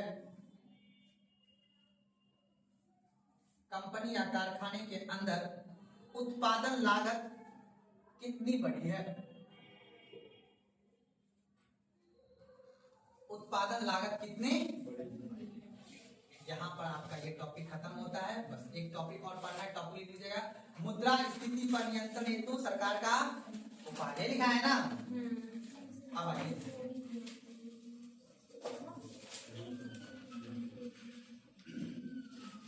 मुद्रास्फीति के नियंत्रण हेतु सरकार द्वारा उपाय। लिखिए फटाक से इसमें।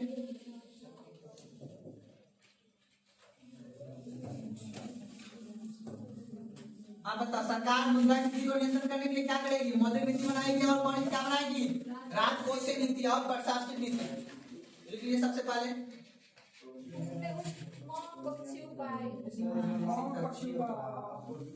मांग पक्षीय उपाय, उसके बाद क्या लिखे थे? आपूर्ति पक्षीय उपाय। तो अब याद रख लेना है, एकदम जहां से लिखे थे टॉपिक पॉइंट लिखना है, मांग पक्षीय उपाय।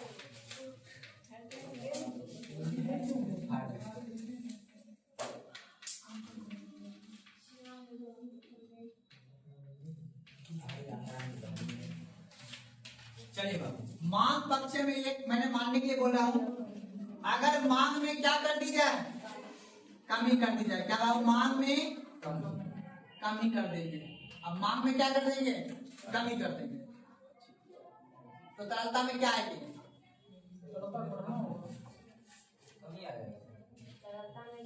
हम क्या कर रहे हैं? मुद्रा स्थिति को सरकार क्या करना चाह रही है? रोकना चाह रही है।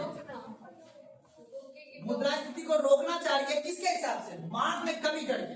यानी मांग अधिक है, उसको क्या कर देना है? तो तरलता को बढ़ा देंगे, घटा देंगे? बढ़ा देंगे। हटाएंगे ना पगला। तब तो मांग कम रहेगा। टॉपिक समझो क्या बोल रहे हैं? मुद्रा स्थिति पे क्या करना है आपको? आप बताओ, मुद्रा स्थिति पे नियंत्रण करना है। अब मुद्रा स्थिति में हुआ क्या है ना, मांग ज्यादा हो रहा है, किसी वस्तु का मांग क्या हो रहा है? अधिक हो रहा है। अब उतना सरकार दे ही नहीं पा रही। सरकार क्या करेगी? सबसे पहले मांग को कम करेगी ना। अब मांग कम कैसे हो? आपके जेब से पैसा छीन लेंगे।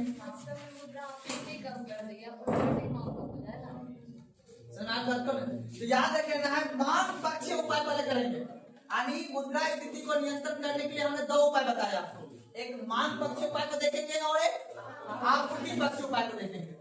तो मांग पक्षीय उपाय में सबसे पहले क्या है? मांग में हम कमी करेंगे। अगर किसी वस्तु का मांग अधिक हो गया है, उससे मुद्रा स्थिति बढ़ जाएगी नहीं बढ़ जाएगी? तो उसमें क्या करना है? कमी करना है। तो कमी करने के लिए हमको क्या करना होगा? तरलता में कमी करना होगा। और तरलता में कमी कैसे करेंगे? मौद्रिक नीति से। कैसे करेंगे? मौद्रिक नीति के माध्यम से। और दूसरा किससे करेंगे? राजकोषीय नीति के माध्यम से। समझ में आ गया बात?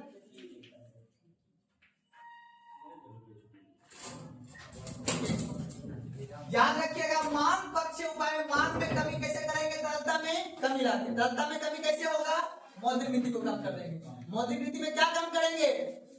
रेपो रेट, रिवर्स, सारे टूल्स को क्या कर देंगे? बढ़ा देंगे। बढ़ा देंगे तो सारा पैसा ले लेगा ना बैंक, आरबीआई ले लेगा, जनता के पास पैसा नहीं रहेगा। और इधर राजकोषीय नीति के माध्यम से हम टैक्स रेट को क्या कर देंगे? बढ़ा देंगे। जब वस्तु का दाम बढ़ जाएगा ऑटोमेटिक उसको कोई खरीदेगा?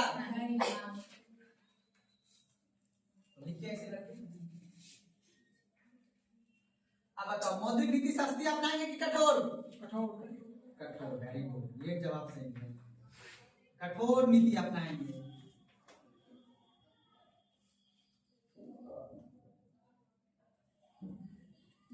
अब बताओ, राजकोषीय नीति के माध्यम से राजस्व घाटा पे क्या करेंगे? नियंत्रण कर लेंगे। यानी जो घाटा है, पहले समझो, ये टॉपिक अभी आएगा।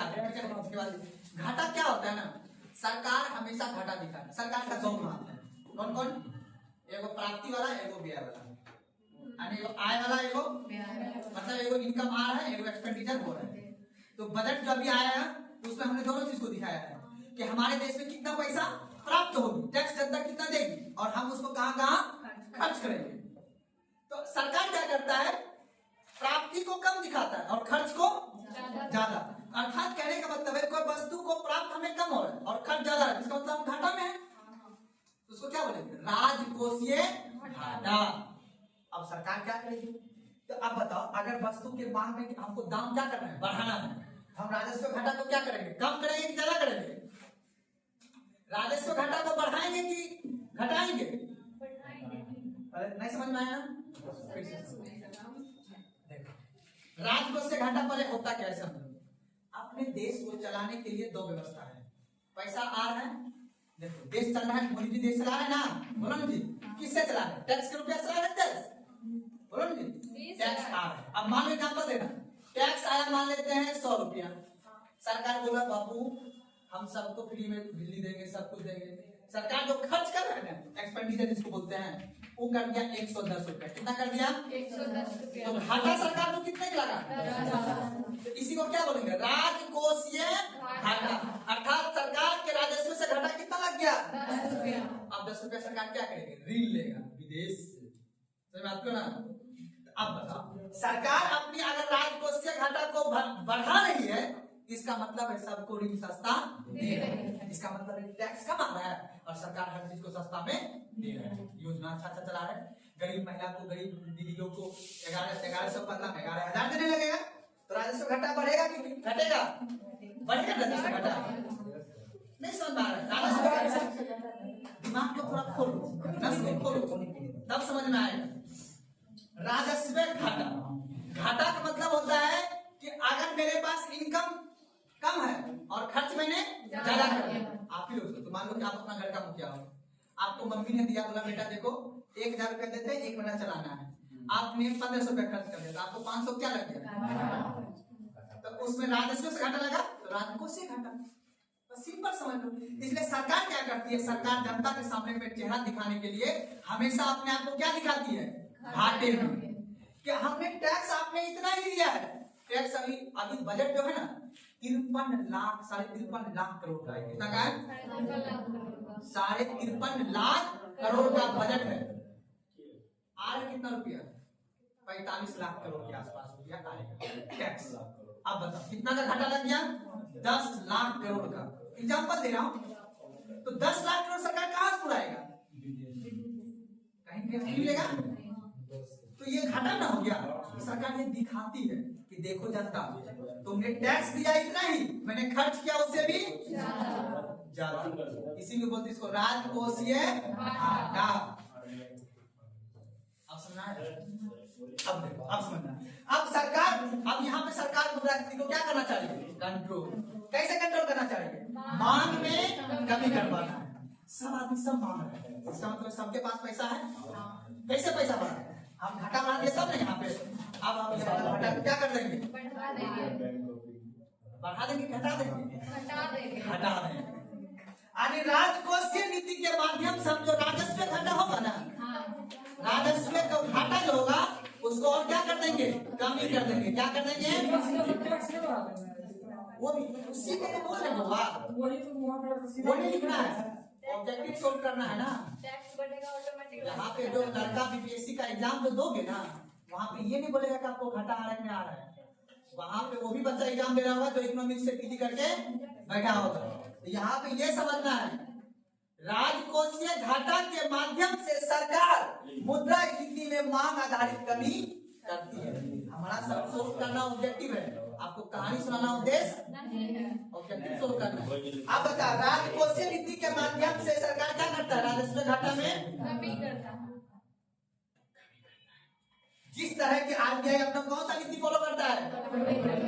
सस्ती और कठोर याद है? पैसा देना है तो क्या कर देंगे? सस्ता। पैसा लेना है तो कठोर।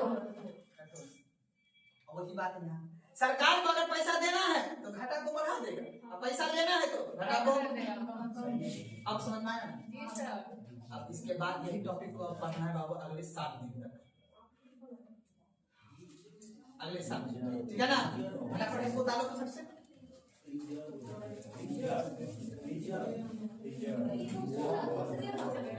क्या बोले?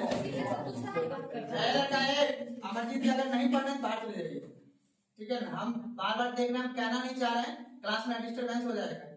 आपको आता है आप बताइए, लेकिन क्लास में आपको बात करने का अधिकार किसी कानून के तहत नहीं दिया गया आपको, ठीक है? नहीं, आप डिस्टर्बेंस नहीं कर सकते ना। बैठ के आपका नहीं मन है लिखने का, बैठ के शांति से, कोई दिक्कत नहीं है। लेकिन आपको किसने अधिकार दिया किसी डिस्टर्ब करने का? शांति से बैठिए। चलिए उतारिए इसको। राजस्व घाटा में कमी पूरा लिख लीजिएगा सेंटेंस, यही एग्जाम में पूछेगा।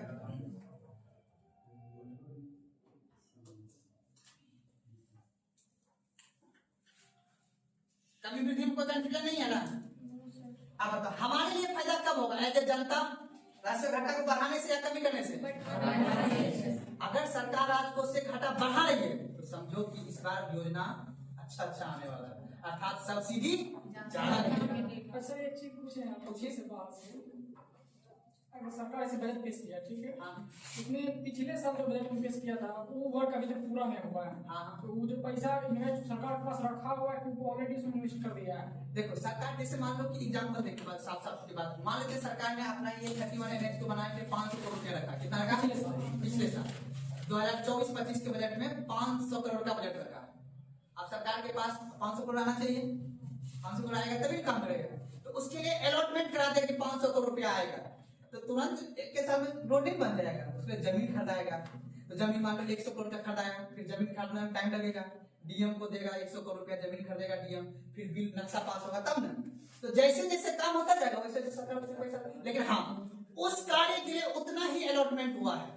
अगर ज्यादा लगेगा तो फिर संसद में उस पर पास करवाना होगा, संसद को बताना होगा कि 500 करोड़ हम बोले थे इस बजट पे लेकिन 800 करोड़ का खर्च पड़ गया है, तो तब उस पर अनुमोदन होगा, अनुमोदन मतलब सब संसद सहमति देगा, यानी किसी भी बजट पे कितना पैसा अलॉटमेंट होगा उसका अनुमोदन होता है, अनुमोदन मतलब उससे सबसे पूछा जाता है, तब जाके उस मंत्रालय को अलॉटमेंट किया जाता है उतना रुपया। टोटल 72 मंत्रालय अपना देश में, बात को उस मंत्रालय मान लो कि शिक्षा मंत्रालय को मिल गया 3 लाख करोड़ रुपया, अब 3 लाख करोड़ में वो मंत्रालय क्या क्या काम करेगी वो सब बताएगा आपको, सैलरी कितना को देगा, कितना नया कॉलेज खोलेगा, कितना नया स्कूल खोलेगा, वो सब बताएगा। एक किस्म का काम ये ना हो जाएगा, वो अलॉटमेंट कर दिया कि इस क्षेत्र को लिए इतना कार्य के लिए इतना पैसा अलॉट किया गया, बजट का मतलब ये है। अब वो कार्य पूरा हुआ कि नहीं हुआ उसके लिए सरकार आती है सर्वे, आर्थिक सर्वे, ठीक है ना, उस सर्वे में आप पढ़ के देखिए कि सरकार ने जो पिछला बजट में जो आपसे वादा किया था उसका कितना कार्य पूरा किया गया या कितना कार्य प्रगति पर, उसी को सर्वे बोलते हैं ना, आर्थिक सर्वे। जान बात को ना कितना रुपया आप, और ज्यादा आपको व्यक्तिगत तौर पे जानना है तो आपको सरकार ने एक बर्मास दे रखा है आरटीआई, सूचना का अधिकार, आपको जानना है कि हाँ भाई इस रोड को बनने में सरकार ने कितना लागत मिलेगा, आप आरटीआई दर कीजिए, आपको सारी चीज बता दिया जाएगा। लेकिन वही बात है फिर आपका रास मिलेगा वही करना, क्योंकि आप बड़ा आदमी नहीं है ना। हम एक बात बोले, कहने का मतलब क्या है, आप सबसे पहले फिर टॉपिक बढ़े, सबसे पहले शक्ति, बस ये पढ़ने का उद्देश्य क्या आपको पता है, नौकरी, नौकरी लेना है, उसके बाद तो फिर जो का चार्ज मिल जाएगा आपको पास। संविधान आपको अधिकार देगा कि रोड पे चलोगे सिर्फ आप ही चलोगे, दूसरा कोई, ये संविधान अधिकार, नियम जब चलता है ना सिर्फ वही चलेगा, दूसरा कोई, ये कौन अधिकार दिया उसको, संविधान, और वो अधिकार कहां से गया, वो पढ़े थे। यही तो एजुकेशन सबसे बड़ा हथियार है ना, पढ़ो और अपनी ताकत जब बनो, क्या रखा है दुर्गा माँ में, आगे बढ़ो, चल आगे समझ के मांग में कमी अगर करना है तो किसमें करना होगा, वो तरलता कमी किस दर पे होगा, मौद्रिक नीति से। और आप बताओ मौद्रिक नीति का कौन नियंत्रण करता है, सरकार, आरबीआई, एग्जाम पूछता है, बच्चा बस ये बिहार में सवाल हुआ, ठीक है ना, कौन करेगा इसका कंट्रोल बाबू, इसको कौन करेगा, भारत सरकार, जो जनता जिसको चुनाव में वोट दे के जीत के भेजाएगी वो करेगा राजस्व का निर्धारण। तो आगे बात को अब लिखो फटाफट, लिखिएगा लिखिएगा लिखिएगा यहाँ पे, पहले इसमें लिख लीजिएगा, यहाँ से क्वेश्चन पूछता है, सब्सिडी में कमी करके, सब्सिडी में कमी करके, सब्सिडी में कमी करके, दूसरा लिख लीजिएगा टैक्स रेट में वृद्धि करके, टैक्स रेट में क्या कर देगा, कमी की वृद्धि, टैक्स रेट में वृद्धि करके। बाबू यहाँ से भी क्वेश्चन पूछता है प्लीज, इसलिए अब ताना नहीं है, समझने का प्रयास करना, अगर कोई चीज समझ में आए तो टीचर से पूछो दोबारा, ठीक है ना, तभी क्वेश्चन बनेगा। इकोनॉमिक्स का सवाल है बाबू, हर किसी से बन जाता है तो हर गवर्नमेंट नौकरी रहता है, आज भी हम बेरोजगार थोड़ी ना रहते हैं। क्या बोले, क्वेश्चन सबसे आता है लेकिन कंपटीशन इससे भी निकलेगा। देखिए सब्सिडी में कमी करके और टैक्स रेट में वृद्धि करके, दूसरा लिखिएगा सरकारी व्यय में कमी करके, इसी में सरकारी व्यय में कमी करके, सरकारी व्यय में कमी करके, देखिए, और लास्ट में लगा दीजिएगा तब मुद्रास्फीति पर नियंत्रण होगा, लास्ट में लीजिएगा तब मुद्रास्फीति पर नियंत्रण होगा, तब मुद्रास्फीति पर क्या होगा, नियंत्रण होगा। जब कंडीशन ये वाला रहेगा तब, कंडीशन में पहले लिख दिया हूं यहाँ पे, कोई दिक्कत है ना। अब बताओ इसको लिखना ही गलत है, इसमें बताओ कठोर नीति करेंगे तो क्या ब्याज रेट सस्ता होगा कि ज्यादा महंगा, बैंक रेट में वृद्धि करके, BR में वृद्धि, CR में वृद्धि, CR प्लस SLR में वृद्धि, एक लिख लेना, RR भी लिख लेना, वो भी पूछ देगा, RR में वृद्धि करके, RR समझ गए ना। यस सर, रिवर्स रेट नहीं देखो रेपो रेट, रिवर्स नहीं बोला, RR लिखा है क्यों, ट्रिपल R नहीं लिखा है। ये तीनों रेट को क्या कर देंगे, बढ़ा देंगे तो कौन सी नीति हो जाएगी, और घटा देंगे तो कोई दिक्कत समझ में बाबा है ना। चलो अब आपूर्ति आधारित में लिख लो फटाफट, तो तरलता को बढ़ाना होगा। हाँ यहाँ लिख लो आपूर्ति में वृद्धि हुई है, कमी नहीं लिखना है, आपूर्ति में वृद्धि वृद्धि वृद्धि। चलिए लिखिए यहाँ पे फटाफट डायरेक्ट लिख लेना यहाँ पे। आप बताओ आपूर्ति में क्या करना है, तरलता बढ़ाना होगा। आपूर्ति मतलब सप्लाई या डिमांड, सप्लाई में क्या करना है बाबू, आप बताओ सप्लाई में वृद्धि, सप्लाई में वृद्धि कैसे करोगे बताओ, सोच बताओ। एक तो तरलता बढ़ा देंगे, राजकोषीय नीति के माध्यम से कैसे करेंगे ये बताओ, राजकोषीय माध्यम से MSP बढ़ा देंगे घाटा बढ़ा देंगे। है ना। MSP किसान को देंगे लोग कि तुम्हारा दाल इस बार 70 की जगह 100 रुपए दिएगा, सब दाल लगाएगा, ऑटोमेटिक दाल का मांग क्या हो जाएगा, बढ़ जाएगा, सप्लाई क्या होगा, सॉरी दाल का सप्लाई क्या हो जाएगा, बढ़ जाएगा। तो सरकार MSP के रेट में तय करके किसी वस्तु की आपूर्ति में क्या करता है, वृद्धि करता है। मेरी बात समझ में आया, सीधा लिखो बैठ के यहाँ पे लिखना है, आवश्यक वस्तु में MSP समझते हो ना, मिनिमम सपोर्ट प्राइस, आवश्यक वस्तु में MSP वृद्धि करके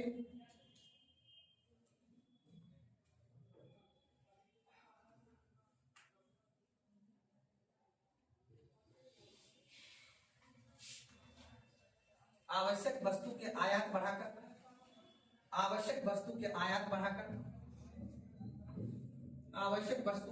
बढ़ाकर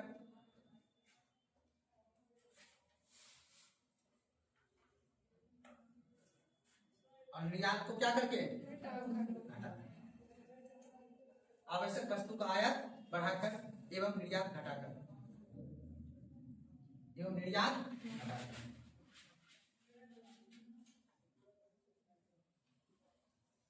अब बताओ कुछ चीज तो डीएम साहब भी करेगा ना, कौन करेगा, डीएम साहब।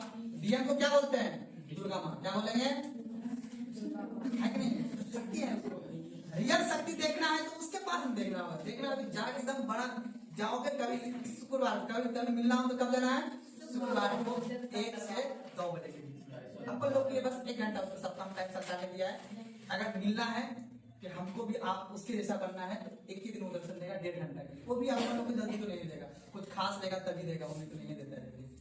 जाओगे वो बैठा रहेगा एकदम दूर से, 4-5 लोग रहेगा, बैठ जाओगे सर देखिए ऐसे ऐसे मेरे साथ हो गया, हमने 5 बार गया भी ऑफिस, मेरा बात नहीं माना, बोला लिख के दे दिए, तब जाके वो सुनेगा, उसका मन होगा सुनेगा। सब वही है, हम तो रियल दुर्गा माँ उसी को मानते हैं, ताकत है उसके पास, है कि नहीं है, सब अपने दुर्गा माँ होता है। चलो कहने की बात है कि नहीं है, चलिए आगे बढ़ते हैं। तो प्रशासनिक कार्य भी कुछ होगा, यानी आपूर्ति को बढ़ाने के लिए हमें क्या करना होगा, जो जमाखोरी, ध्यान समझिएगा, अर्थात भारत सरकार के अधिकारी के द्वारा जो जमाखोरी होता है उस पर प्रतिबंध लगाया जाएगा, जो कालाबाजारी होता है उस पर क्या लगाया जाएगा, प्रतिबंध। अगर अर्थात जमाखोरी और कालाबाजारी पर जब प्रतिबंध लगा देंगे तो क्या होगा, सप्लाई अधिक हो जाएगा।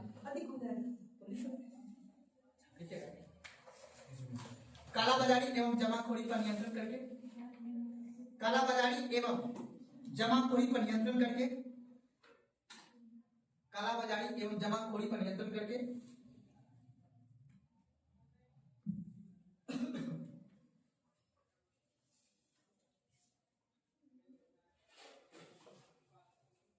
कोई दिक्कत आपको समझने में यहाँ तक में नहीं ना? चलिए अगला टॉपिक लिखिए, फिलिप्स वक्र।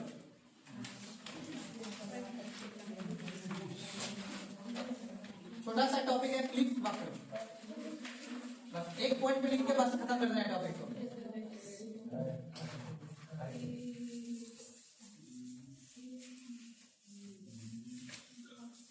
अब बताओ, महंगाई बढ़ेगा तो रोजगार बढ़ेगा कि घटेगा? कि रोजगार बढ़ेगा, बोलो ना जी, बढ़ेगा सर। मुद्रास्फीति बेरोजगारी बढ़ेगी कि घटेगी? बेरोजगारी घटेगी, रोजगार बढ़ेगा। बेरोजगारी, रोजगार में अंतर समझते हो ना लक्ष्मी? समझती हो बेरोजगारी? चलो लिखे तो फटाक से लिखे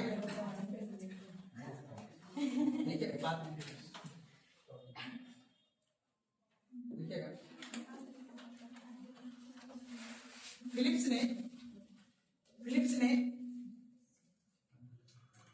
फिलिप्स ने मुद्रा स्थिति की दर एवं फिलिप्स ने मुद्रा स्थिति की दर तथा बेरोजगारी के दर के बीच, फिलिप्स ने मुद्रा स्थिति दर एवं बेरोजगारी के दर के बीच व्युत्क्रमानुपाती संबंध बताता है।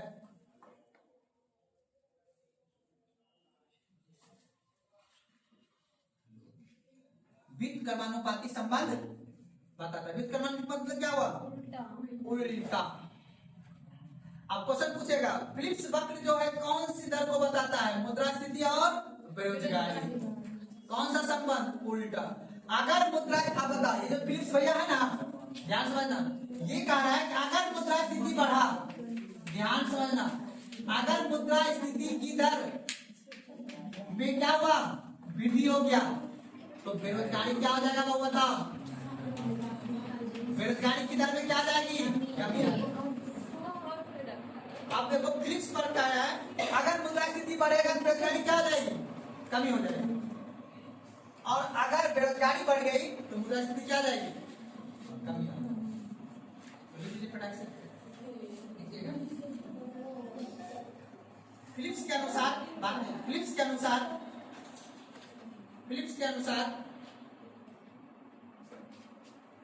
यदि फिलिप्स के अनुसार यदि मुद्रा स्थिति दर में वृद्धि होती है तो,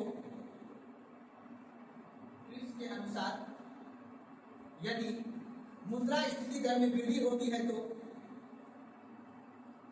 मुद्रा स्थिति दर में वृद्धि होती है तो बेरोजगारी दर में कमी आ जाएगी, तो बेरोजगारी दर में कमी आ जाएगी।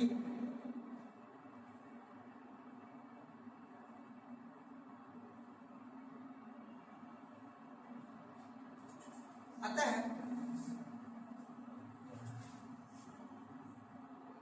बेरोजगारी के कमी में नियंत्रण के लिए, अतः बेरोजगारी में कमी के नियंत्रण के लिए, अतः बेरोजगारी के कमी में नियंत्रण के लिए, अतः बेरोजगारी के कमी में नियंत्रण के लिए मुद्रा स्थिति में वृद्धि होना चाहिए।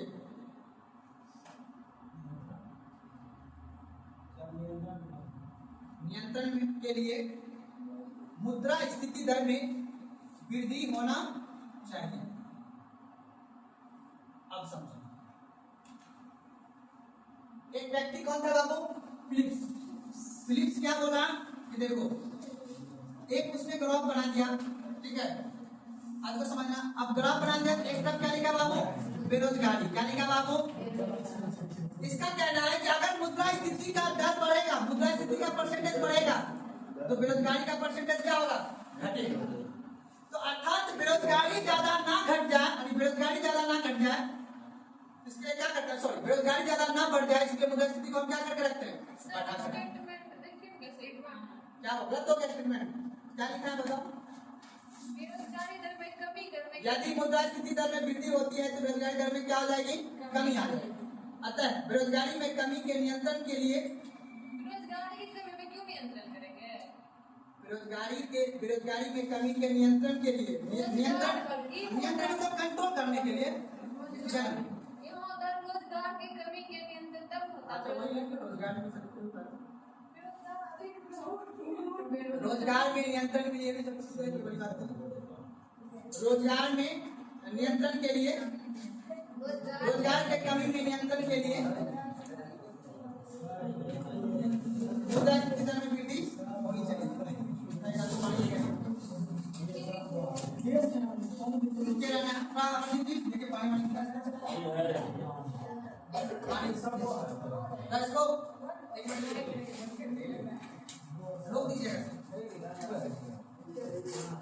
अब देखिए हम लोग मुद्रास्फीति पढ़े थे।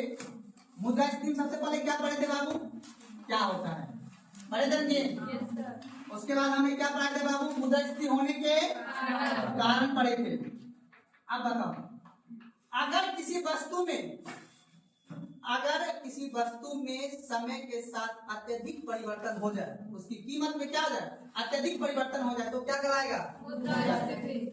अब बताओ मुद्रास्फीति होने के कारण हमें क्या बताए थे बाबू? एक में क्या बताया था? अगर किसी वस्तु की मांग अधिक हो जाए और उसकी आपूर्ति क्या हो जाए? कम हो जाए तो देश में कौन सी स्थिति आ जाएगी? यही है मुद्रास्फीति होने के।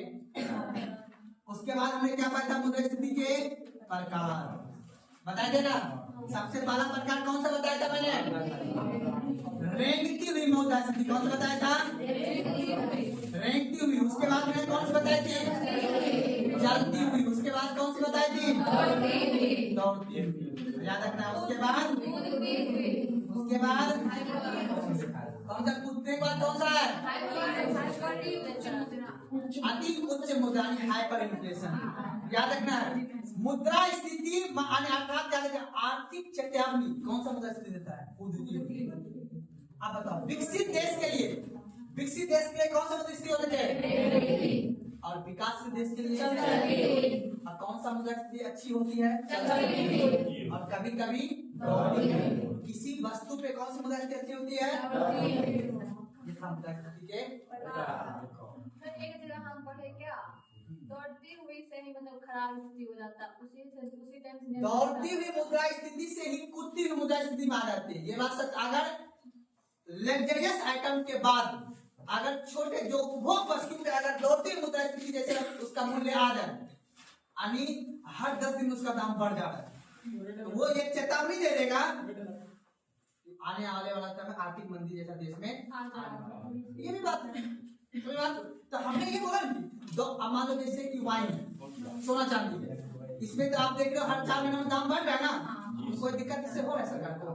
क्योंकि ये सरकार के लिए कौन सी वस्तु है? शौक वाला वस्तु है। शौक पूरा करने के लिए बात कर। और शौक पूरा करने के लिए सरकार यहाँ पे बैठा हुआ नहीं है। सिर्फ आपसे सरकार वादा क्या है? मूलभूत आवश्यकता को पूरा कपड़ा, रोटी और बस 3 चीज का वादा आपने किया है संविधान के भाग नंबर 4। चलो आगे बढ़ते हैं। तो प्रकार के बाद उसके बाद हमने क्या पढ़ा बाबू? मुद्रास्फीति के गणना। मुद्रास्फीति के गणना में हमने क्या बताया था बाबू? गणना कैसे किया जाता है? 3 प्रकार से। कौन कौन बाबू? WPI है और कौन सा बाबू? CPI। और उसके बाद क्या है? और लास्ट मैंने पढ़ा है मुद्रास्फीति को नियंत्रण के सरकार के द्वारा किया गया उपाय। इतना टॉपिक मैंने पढ़ लिया। अब बताओ मुद्रास्फीति को नियंत्रण करने के लिए आपने एक नया टर्म सुना, राजकोषीय नीति। क्या पढ़ा आपने? राजकोषीय नीति। अब अगला चैप्टर का नाम लिखिए लोक वित्त। क्या लिखिए? लोक वित्त या पब्लिक फाइनेंस। लोक वित्त उसी को हम बोलते हैं राजकोषीय नीति। क्या बोले? प्रशासनिक नीति बताएगा कि काला बाजारी को रोकना, जमाखोरी को रोकना, ये सब प्रशासनिक नीति के अंतर्गत आता है। जो प्रशासन के द्वारा किया जाए। कुछ प्रशासन के हाथ में भी है ना। मान लो कि आलू का ढेर जला दिया, बाजार में आलू हाई सप्लाई हो ही नहीं रहा है, उससे क्या हो जाएगा? सप्लाई कम हो जाएगा ना। उसके लिए सरकार रोकेगी उसको। चलिए टॉपिक लिख दिया अगला लोक वित्त, पब्लिक फाइनेंस, टॉपिक लिखिए पब्लिक फाइनेंस।